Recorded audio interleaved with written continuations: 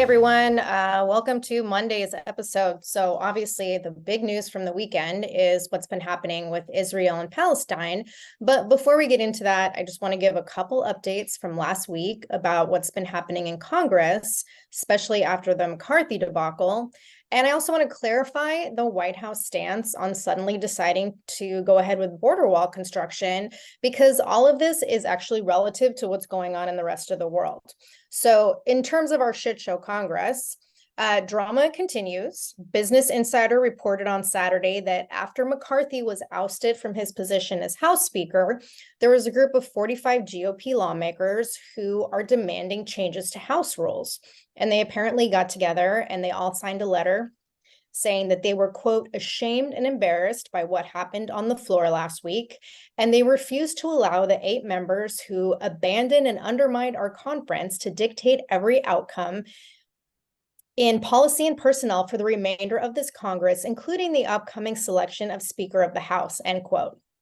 So, as the author of this article put it, what this is doing is basically throwing a proverbial wrench into the ongoing speakership drama. You've got Republicans possessing this very slim majority in the House already, and all it takes is a simple majority to amend House rules. So, it's going to depend on whether a contingency of Democrats decides to take back the motion. And I didn't know this, Stephanie, but I guess when Pelosi was Speaker of the House, she was able to get the rules changed. And so she added like these additional layers of difficulty in filing a motion to vacate. But then when Republicans took back control of the House in after the 2022 election, one of the concessions made by the GOP was going back to this rule that ensured it would only take one member to file a motion to vacate. And so we mentioned last week that this was the first time in history that a House Speaker has ever been ousted. And the Washington Examiner reported that these 45 Republican lawmakers are calling what happened, quote, one of the most consequential votes the House has taken in over a century. So I think that says a lot. Wait, so they can go back on this? Like they're talking about how they could possibly like take away that motion and get him back in? I don't know if it would get him back in, but they could take away this rule that Oh, they yeah. came Okay. up with. So, but that would require cooperation that I don't think everyone's going to do. Right. So, and then you know how we talked about like Steve Scalise and Jim Jordan being the front runners for replacing McCarthy? hmm Well, I read another Business Insider article that was talking about how, you know how you mentioned like they're actually friends and they're Yeah. on the same page with pretty much everything. And I guess the one issue they don't agree on is aid to Ukraine. So Jordan is like completely opposed to funding Ukraine. And I guess he's consistently voted against measures to keep giving them, money and security and assistance. And he has the stance that like our border situation is the pressing issue for Americans. And Scalise is apparently in support of continuing to aid Ukraine. So another article I read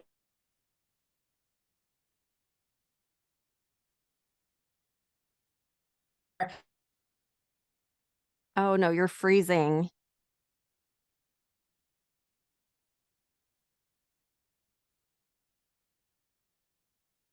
Shoot, Tara, you're frozen. I don't know if you can hear me. Hmm.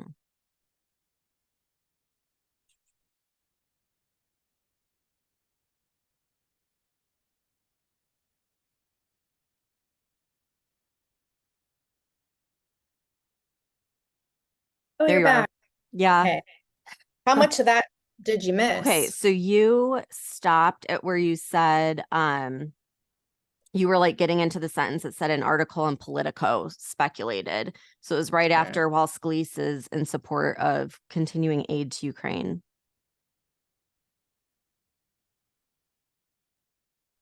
Shit, I think you froze again. Damn it.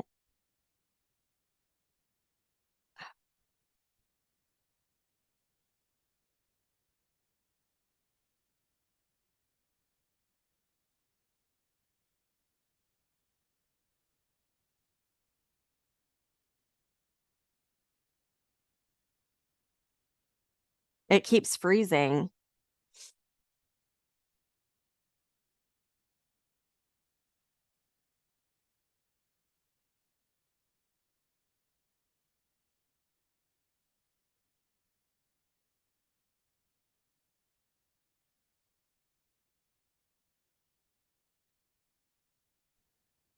Okay. Okay, there you are. Yeah. My internet connection sucks. Mm. Where are we at? I ended the live just Okay. because it was like distracting me.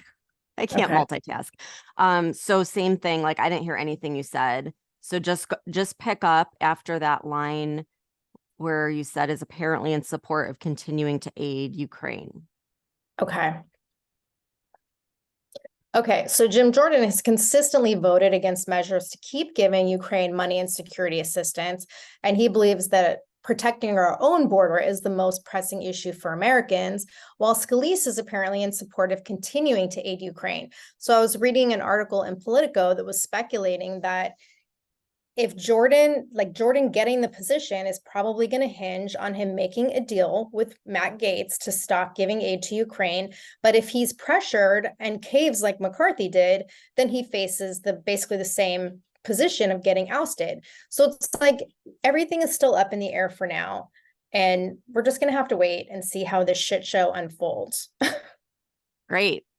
And then I also wanted to comment on the new border wall issue.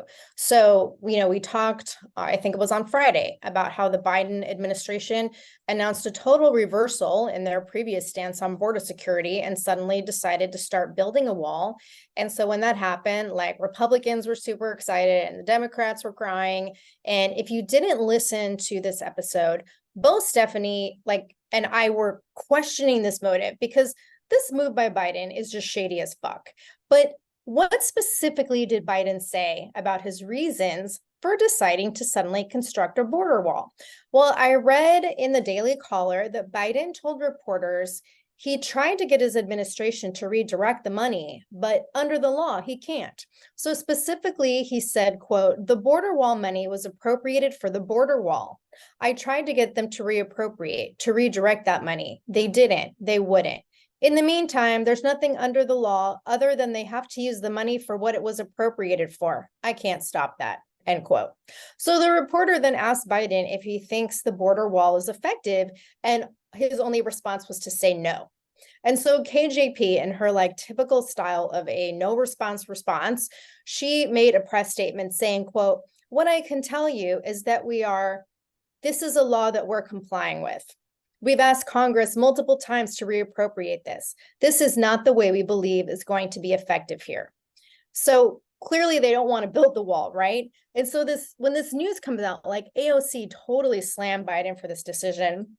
And she basically said that the Biden administration is not obligated to expand border wall construction, and that it was certainly not obligated to waive all of those environmental laws to expedite construction. And as much as I fucking despise her, she has a very valid point. And I still think something really shady is going on here. Why are they doing this now? For 2 years, this administration is completely against putting up the border wall. And then all of a sudden they shift course and they basically give the excuse that they're going to go ahead with building it because they realized that they can't reappropriate the funds, but they still think the wall isn't effective. That doesn't add up for me.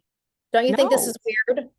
Yeah, it makes no sense. So you're saying for 2 years, it was okay that it was appropriated for the wall, but they didn't build the wall. But now all of a sudden it's so urgent that they have to bypass all of these laws and get it up immediately, Right. And I just have to bring up the strange coincidences in this week alone. It's he's in a rush to build a border wall after, what was it, like a week ago, we were talking about how he was trying to sell the wall supplies. Yeah. And, he hasn't done anything to stop the flow of illegal migrants in the past 2 years. Then, on Wednesday, we had that national FEMA test alert that went out to every phone, radio, and TV in the nation. Then Saturday, war breaks out in Israel. And I feel like there's a lot going on right now. And I feel like there's a piece of the puzzle that they're not telling us because it's just a lot of things happening in 1 week. And I think that they could all be somehow related.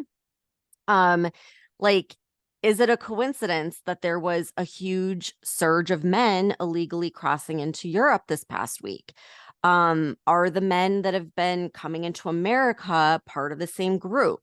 The fact that Biden is building a border wall has to mean something. There has to be something they don't know. Like, he campaigned on ending the border wall.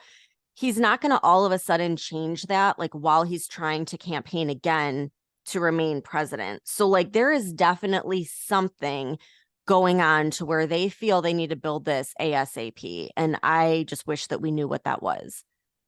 Yeah, and it's a little scary. And then now there's always shady shit happening with our government, right? Always.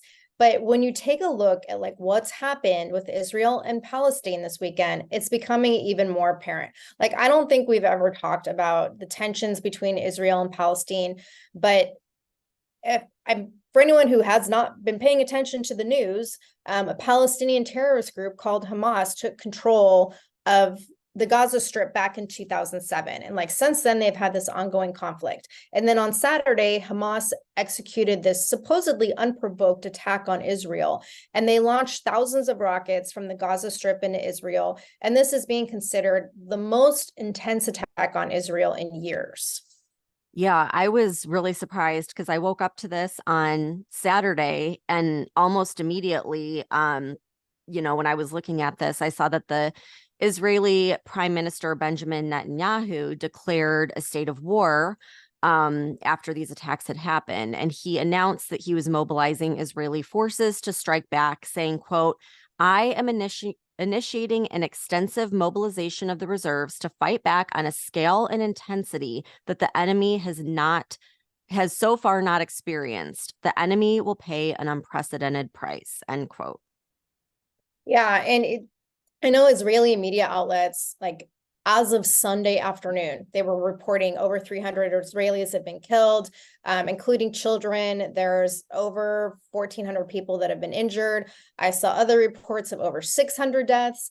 And I think it's important to point out that this attack occurred during a Jewish holiday. So Saturday was the end of a week-long Jewish harvest festival called Sukkot. And I know I probably butchered that and didn't pronounce it right. But Netanyahu is like striking back with a vengeance. And he told the people of Gaza, he said, quote, get out from there now because we will act everywhere and with all the power.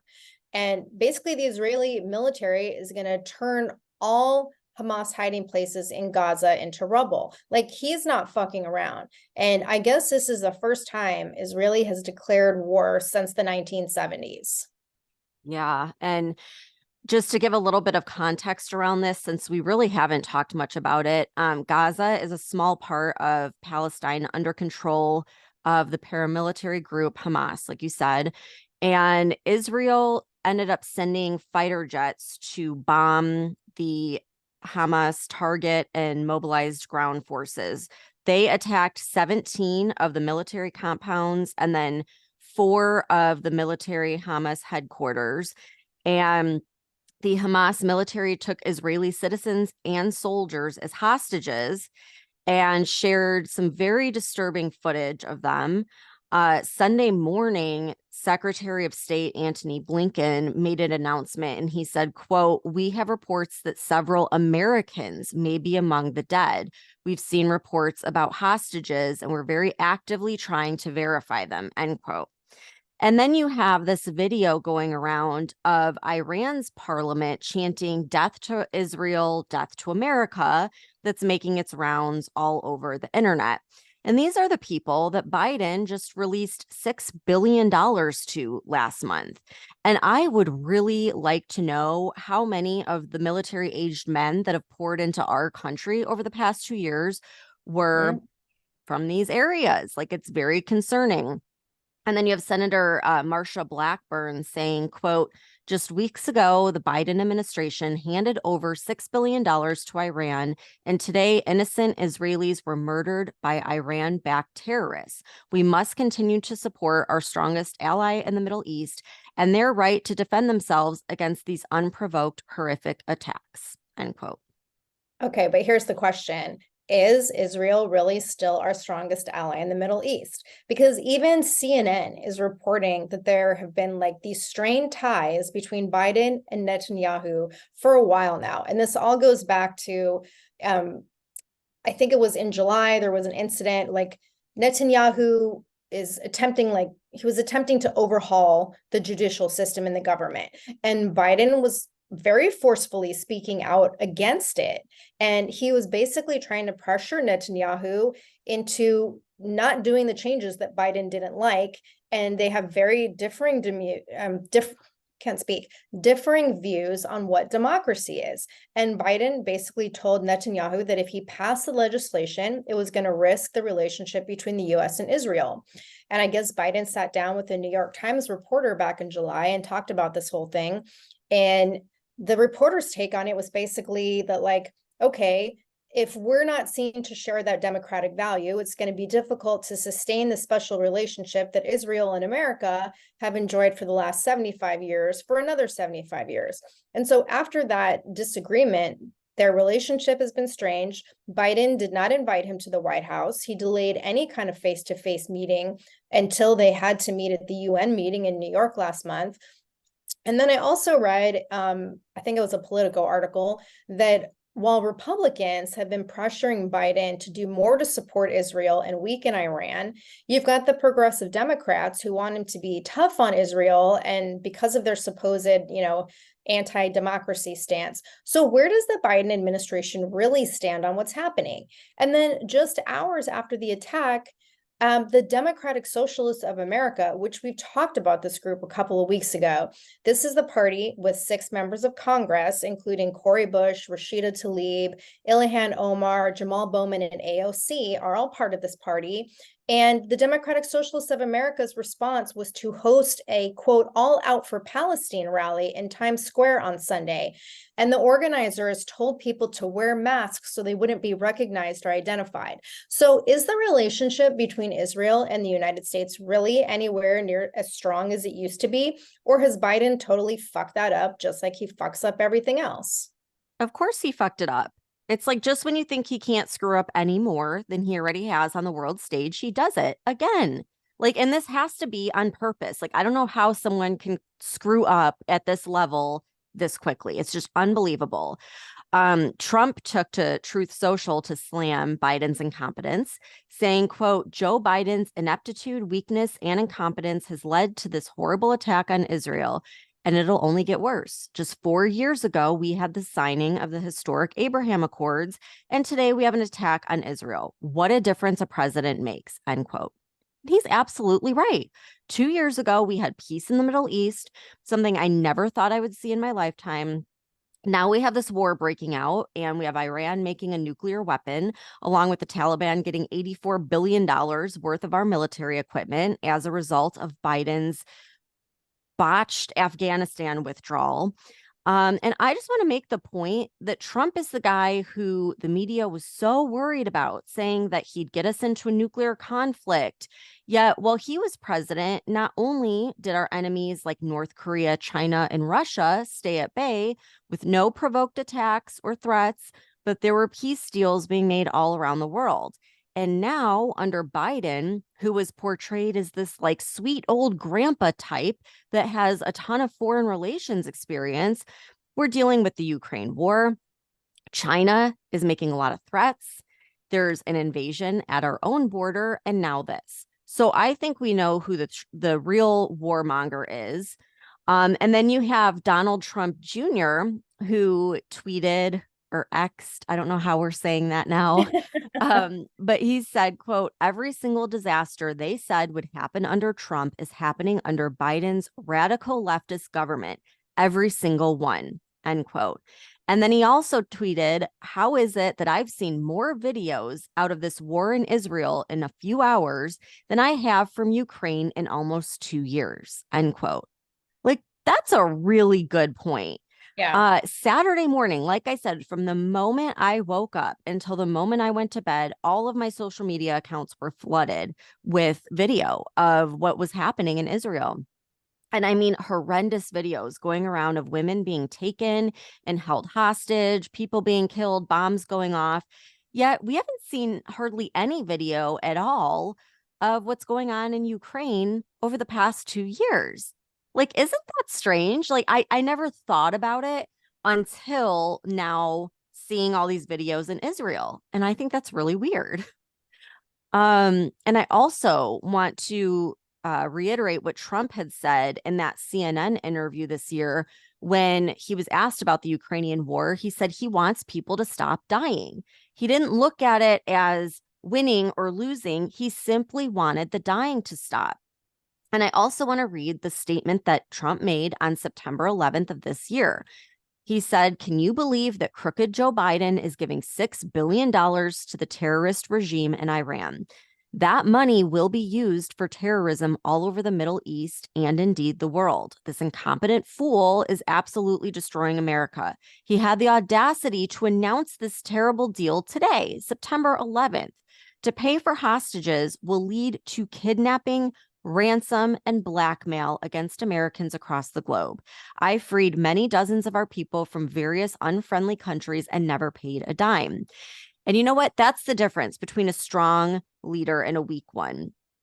And first of all, the initial attacks in Israel happened overnight, and Biden didn't address this until 2:30 p.m. the following day. And the first message was actually from the United States Office for Palestinian Affairs, who posted on X calling on Israelis to, quote, refrain from violence and retaliatory attacks, end quote. Like, what the Okay. heck? I'm so glad you found that because my mom had told me about that. And I said, I don't see anything on that anywhere. They And she deleted said, it. yeah, she said, I saw it on Newsmax. And I said, Mhm. well, I can't find it anywhere. So I'm so glad that you saw that on X. Yeah, and they quickly deleted it because there was public outrage. Everyone's like, "Are you kidding me? Like, are they really saying that Israel should not be, defending themselves and fighting back?" Um, and I'm just going to read Biden's remarks because listening to the video, it's just embarrassing. I can't do it. Like, he can barely get through a sentence.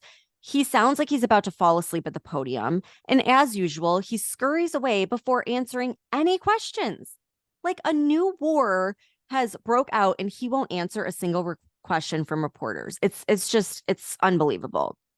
So Biden says he made it clear to Netanyahu in a phone call that his administration is, quote, ready to offer all appropriate means of support to Israel and its people. Terrorism is never justified. Israel has a right to defend itself and its people. The United States warns against any other party hostile to Israel seeking advantage in this situation. My administration's support for Israel's security is rock solid and unwavering, end quote. Well, according to everything that you had just said, Tara, like, I don't think his words hold much weight. I don't think he is solid or unwavering. No, I don't either. And I want to point out something that was also in the Politico article. Um, the author was saying that it's not only what Biden said about rock solid and unwavering support for Israel, it's what he didn't say that was equally important. And so what about Palestine? Like, again, we recently gave Iran access to this $6 billion in this hostage exchange deal. And we're trying to like make this deal between, Saudi and Israel. And so Biden didn't mention Palestinian rights. He didn't mention suffering under Israeli occupation. And this is something that the Democrats have been very vocal about, like that thing I just mentioned with the rally that they're doing on Sunday. So it's likely that, US politics are going to play a very significant role in how this whole conflict plays out. And the timing of this happening ahead of the 2024 election is going to be a critical issue here in the United States. And NBC News referred to this war between Israel and Palestine as one of the most perilous foreign policy crises that Biden has ever faced. And so I also read a report in CBS News, and there's a guy named Bruce Riddell. He's a former CIA officer and a Middle East specialist. And he said that the attacks on Israel by Hamas is an enormous intelligence failure for both the US and Israel because neither nation knew it was coming. And the article states, quote, As a sitting president who pledged to restore confidence in the foreign policy arena, Biden now faces accusations from political opponents that global trouble spots are multiplying on his watch. Riddell also stated the Biden administration has spent an enormous amount of effort to work on the Israeli-Saudi normalization agreement. That's probably dead in the water now. Once there are pictures of hundreds of Palestinian casualties, including women and children, the Saudi population is not going to be willing to accept a normalization agreement, end quote. So, and then there's this other issue of like, what's going to happen now, because Hezbollah has joined the fight, and that is an Iran-backed Lebanon-based terrorist army that's actually way more trained and better armed than Hamas, and they control southern Lebanon. And on Sunday, Hezbollah fired dozens of rockets and mortars at Israel in solidarity with Hamas. So coming back to Biden's quote stern warning about, not provoking any extra conflict, like, is this going to result in any action on our part like we've done in getting heavily involved in Ukraine? Are you going to start seeing members of Congress wearing I stand with Israel pins or I stand with Palestine pins, putting up different flags on their social pages? Or is Israel not important enough because the Democrats are more supportive of Palestine, and Biden doesn't have millions of dollars being fraudulently funneled and embezzled through Israel for his personal gain? Like, Netanyahu made it very clear that Israel is going to continue this fight and that they are willing to embark on a long and difficult war, no matter how prolonged of a campaign it is. So are we going to support Israel the same way we've been supporting Ukraine for the past 2 years if this goes on indefinitely? And then the CBS News article I read also pointed out that while the Biden administration is saying there's no evidence that the $6 billion we gave Iran was used to finance the attacks, and this is being spread as disinformation because our administration said that the money can only be used for medicine and food and humanitarian purposes, and those were the conditions that we placed on Iran. But then the Iranian president told NBC News in an interview that his government would decide how to spend the money. So they're going to do whatever they want with it. So don't tell me that none of that money was used for this attack. Like, the timing of this whole thing is far too coincidental. And you know that I don't believe in coincidences. No, it's absurd. It's like you're giving a hostile government money and then you're saying, oh, only use it for medicine. Like, you think they're going to listen? I mean, give me a break. But that is such a good point about the Democrats being for the Palestinians. Like, I remember there was a big incident where Kamala was sticking up for Palestinians when she was talking at a school a while back. And people were like, what is she doing? And, we know who this is great news for. This is great news for the military industrial complex, which includes a lot of these members of the establishment uniparty, because now there's an increased demand for artillery shells. And it's a good point you brought up, Tara. It's like, okay, are they going to support Israel in the same way they supported Ukraine with all this funding? Where are they going to get it from? And, I'm sure they're going to do whatever they can to drag this out as long as possible. But earlier this year, the U.S. took shells from its stockpile in Israel and sent them to Ukraine. So the U.S. might now have to decide which ally is going to receive these limited supplies. I mean, I would love to know what Biden's strategy is on this. Then I came across a Newsweek article, and this was from all the way back in June, that read, quote, high-ranking Israel Defense Forces commander told Newsweek that Israel is concerned over the risk of weapons provided by the United States and other Western nations to Ukraine ending up in the hands of Israel's foes in the Middle East, including Iran, end quote. So they saw this coming. I mean, they saw what was happening here. All of these weapons that went to Ukraine could be in the hands of Iran soldiers right now. Like, where else would a terrorist group get 9,000 rockets? Maybe Afghanistan and the $58 billion worth of equipment we left there, or maybe Ukraine is making a buck off of it and selling it to them. Who knows? But there sure are a lot of videos circulating of these terrorists driving around in what appears to be U.S. military vehicles using what appears to be U.S. type military weapons. So I wonder. Well, the United States has like I guess, $1.8 billion worth of weapons stored in Israel. But like you said, some of those have already been given to Ukraine. And Congress has to approve Israel using any of the remaining cash. So this is going to be interesting, especially since Congress can't even make any decisions right now. And so whatever Biden does, like, it's all going to be decided with his phenomenal foreign policy expertise. And you mentioned this earlier, how, like, he's this whole foreign policy expert. And I don't know if you remember this, but a few months ago, and this NBC News article that I was reading actually brought this up. Remember earlier in the year, Biden made a statement about himself and his foreign policy expertise. Do you remember that? Because I'm going to read the Vaguely. statement. Okay, so what he said, quote, "I'm going to say something outrageous. I think I know as much about American foreign policy as anybody living, including Dr. Henry Kissinger. That's what I've done my whole life for the last 270 years," end quote. Like, fucking idiot, right? And then lastly, I haven't seen anything else on this yet, but the Telegraph is reporting that Biden is intending to ask Congress for what's being called a quote, one and done $100 billion aid package to Ukraine that's supposed to last until the 2024 elections. And I don't know if this is like legitimate because I've only seen it on this one source, but it would not surprise me if like this comes up next week. And I think that the only thing that may interfere with that is now we have this conflict with Israel and Palestine. So that may put this, possible aid package on the back burner. But with Biden, like, who the fuck knows? Well, I will feel better if there is someone like Jim Jordan, because now, I mean, they can tell the Democrats now, like, we don't have this. We have to support Israel. We can't just send another blank check to Ukraine. So we really need someone like Jim Jordan to like put some sense on this. And like, I know we talked about this last time, but people were talking about like, can't we just get Trump like on a temporary basis until they figure it out?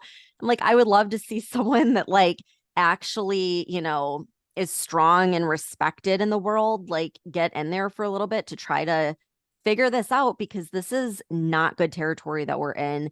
And, I was thinking about it, and it's like, all the nations that joined BRICS that we talked about like a few episodes back, when you map it out, they're all, a lot of them are surrounding Israel.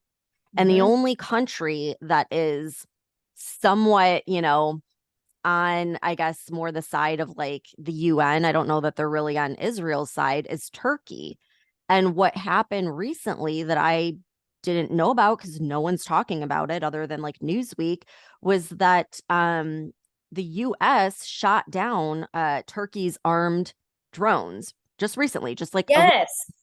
so the one, possible ally that's right there on the Israeli border, like we kind of pissed off. And then you've got these other nations that are now backed by BRICS, which means China and Russia. I mean, this is like, are we in World War III already? Is what I'm wondering. And back to what I said in the beginning, like all these coincidences. Why now is he building the border wall?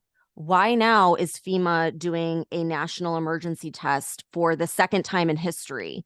They've only done it one other time. Like, what is happening behind the scenes that they know that we don't yet know? And could it be that we're already in war? Because now we've got Israel and Ukraine in a hot war. Yeah. And meanwhile, we have a Congress that is a fucking clown show and can't even decide on anything, and nobody's on the same page.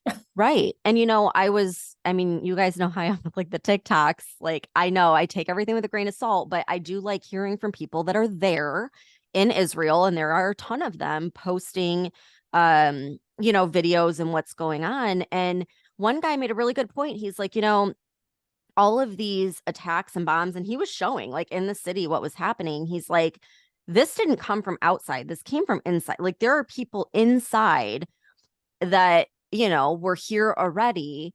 And so it just made me think about our border and how many people are here already, just waiting for something like this to happen, and for the US to get involved so they can then, put their people in action here on the ground in the United States, which we haven't seen in a long time. And I don't feel confident having someone like Biden in control. And like you said, Congress being a total shit show. So this is, I mean, this is real. Shit's getting real. And everyone just needs to like, I think, pay attention to what's going on and just have a plan in place with your family if shit goes crazy, because it's likely. I mean, I wouldn't just ignore it and hope it goes away. I would have some kind of plan in place for how you're going to deal with this. What a great way to start off the week, right? Happy Monday, everyone. Yes. Well, this is unfolding quickly, so we'll keep everyone posted. Make sure you're following us on TikTok at Unapologetically Outspoken, because that's where, we can just post stuff throughout the day. And we'll see you back here on Wednesday to tell you about some exciting news going on with Tara. So everyone tune in then, and thanks for